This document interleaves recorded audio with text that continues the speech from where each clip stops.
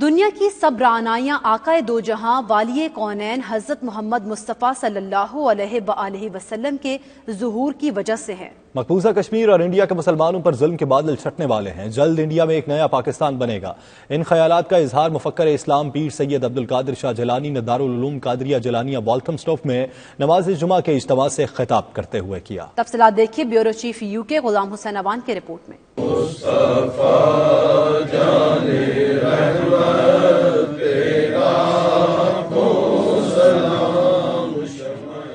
دارالعلوم قادریہ جیلانیہ والتھمسٹون London میں مفکر اسلام قبلہ پیر سید عبدالقادر شاہ جیلانی نے نماز جمعہ کا خطبہ دیا، جس کو سننے برطانیہ کے طول و عرض سے لوگوں کی بڑی تعداد نے شرکت کی۔ سچا بندہ وہ ہوگا جو کل دنیا کو سرکار کی طرف بلائے اور کل دنیا کے کمالات کا مجموعہ سرکار کی بارگاہ میں پیش کرے۔ اپنے خطبوں میں قبلہ پیر سید عبدالقادر شاہ جیلانی نے آقائے دو جہاں حضرت محمد مصطفیٰ صلی اللہ علیہ وآلہ وسلم کی شان و عظمت بیان کی اور مسلم امہ کے اتفاق و اتحاد پر خصوصی اظہار خیال کیا۔ قبلہ پیر سید عبدالقادر شاہ جیلانی کا کہنا تھا کہ ہم آقائے دو جہاں صلی اللہ علیہ وآلہ وسلم کی تعلیمات پر عمل پیرا ہو کر آپس میں اتفاق کو یقینی بنا لیں تو اسی میں ہم مسلمانوں کی کامیابیوں کا امرانی ہے۔ مسلمان آپس میں دلی طور پر ایک دوسرے سے متفق نہیں ہیں اور دلی ہمدردیوں سے ایک دوسرے کو معروم کیا ہوا ہے۔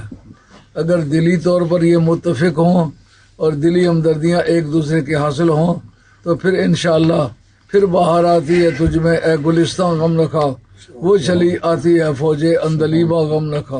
اس موقع پر کشمیر اور بھارت کے مسلمانوں پر بھارتی مظالم کے حوالے سے بات کرتے ہوئے انہوں نے موسیٰ علیہ السلام کا ذکر کرتے ہوئے فرمایا کہ آپ کی مظلومیت کے سامنے فرعون کی حکومت ایک دن بھی نہ ٹھہر سکی۔ بھارتی ہندوؤں کی جانب سے مسلمانوں پر مظالم انتہا پر ہیں اور یہ بھارت کے اندر ایک نئے پاکستان کی خوشخبری ہے۔ موسیٰ کلیم اللہ علیہ السلام ایک دن میں اس نے تختہ الٹ کر رکھ دیا تھا۔